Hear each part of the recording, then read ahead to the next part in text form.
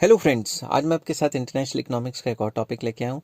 Chapter का नाम है वर्ल्ड बैंक और टॉपिक का नाम है management of world bank. World bank की मैनेजमेंट क्या है, कौन मैनेज करता है, ये डिस्कस करेंगे। डिस्कस करने से पहले बता दूं कि इस चैप्टर के सारे लिंक्स आपको डिस्क्रिप्शन में मिल जाएंगे। चलिए शुरू करते हैं। Management of world bank wastes in the following 4 committees. 4 main committees हैं।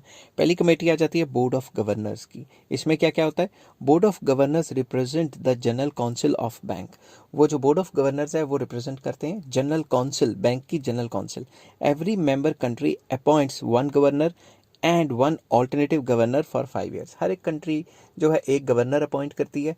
कहाँ पे? इस बोर्ड ऑफ गवर्नर्स के अंदर एक गवर्नर प्रोवाइड करती है और एक ऑल्टरनेटिव गवर्नर भी प्रोवाइड करती है 5 साल के लिए।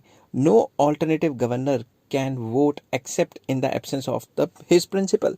सिर्फ जो मेन जो गवर्नर है उसी को ही वोट डालने का हक है, और जो दूसरा ऑल्टरनेटिव गवर्नर है वो वोट सिर्फ तब डाल सकता है जब जो मेन गवर्नर है कंट्री का वो छुट्टी पे होगा या नहीं होगा। ठीक है। Board of governor select from its members one president who presides over its annual meeting. तो जितने भी बोर्ड ऑफ गवर्नर्स होते हैं वो म्यूचुअली चूज करते हैं अपना जो प्रेसिडेंट है, और जो प्रेसिडेंट है वही सारी की सारी मीटिंग्स को प्रिजाइड ओवर करता है। The board meets normally once a year, एक साल में मीटिंग होती है तकरीबन। This general meeting is convened along with the general meeting of IMF in any member country. तो किसी भी मेंबर कंट्री में ये मीटिंग बुला ली जाती है, और ये मीटिंग तभी ज़्यादातर होती है जब आईएमएफ की मेंबर कंट्रीज़ की मीट होती है। Each governor has the voting power which is related to the financial contribution of the government which he represents। तो बेसिकली हर एक गवर्नमेंट के पास वोटिंग पावर है जो कि रिलेट करती है कि उसने पैसे भी जमा कराए हुए हैं आईएमएफ में और वर्ल्ड बैंक पे। समझ की बात? तो मतलब पैसे ही दे के वोटिंग हो रही है, जो मेंबर नहीं है उसने पैसे नहीं भरे वो वोट नहीं कर पाएगा। ठीक है। Board decides the policies of the banks. जो भी पॉलिसीज हैं रिलेटेड टू वेरियस इश्यूज जो मैं अभी डिस्कस करूंगा वो डिसाइड करेगा बोर्ड।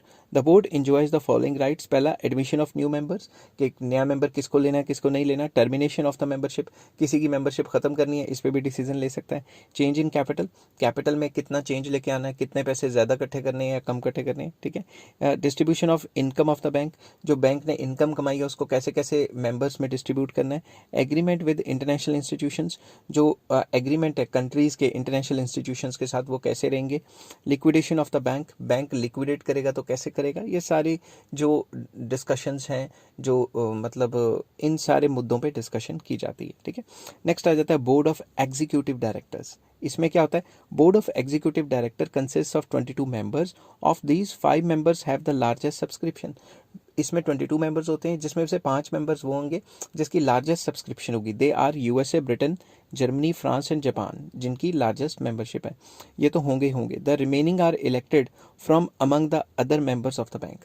बाकी जो इलेक्ट किए जाते हैं वो इलेक्ट किए जाते हैं जो बाकी अदर मेंबर्स हैं बैंक के, फॉर अ 2 ईयर टर्म, 2-2 साल के लिए चूज किए जाते हैं मेंबर्स में से।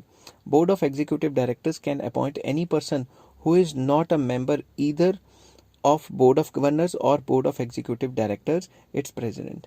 तो बेसिकली ये किसी को भी प्रेसिडेंट डिक्लेयर कर सकता है। सिंपल वर्ड्स में जो इसके मेंबर्स होते हैं, मतलब 22 मेंबर्स है ना, या 22 मेंबर्स में से या 22 मेंबर्स को छोड़ के बाकियों में से अपना प्रेसिडेंट डिक्लेयर कर सकते हैं। He is a chief officer of the bank. वो जो होगा प्रेसिडेंट एग्जीक्यूटिव डायरेक्टर्स का, वो चीफ होगा, सारे चीफ ऑफिसर होगा बैंक का। He acts according to the directions of the board of directors and responsible for it. जो भी बोर्ड ऑफ डायरेक्टर कहेंगे उनकी बातें सुनेगा और उनकी बातों के लिए जो भी उसको काम दिए जाएंगे उसके लिए रिस्पॉन्सिबल होगा। He appoints all the officers of the bank. वो ऑफिसर्स को अपॉइंट करता है।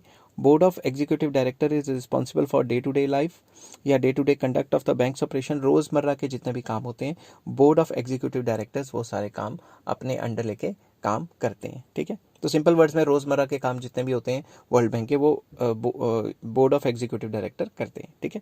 नेक्स्ट आ जाता है advisory council. It consist of minimum 7 members, तकरीबन मिनिमम 7 मेंबर्स होते हैं इसमें।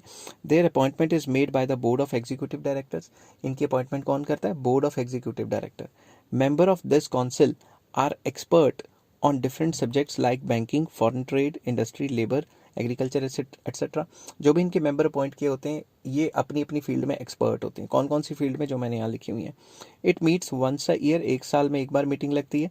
The council tenders its advice on different issues of the to the bank. तो ये जो काउंसिल बनाई हुई है, एडवाइजरी काउंसिल, ये अपने सलाह मशवरे देती है कि भाई इन इश्यूज़ पे बैंक को काम करना चाहिए। नेक्स्ट आ जाता है loan committee. Whenever the member countries apply for loans, the board of executive directors appoint a loan committee.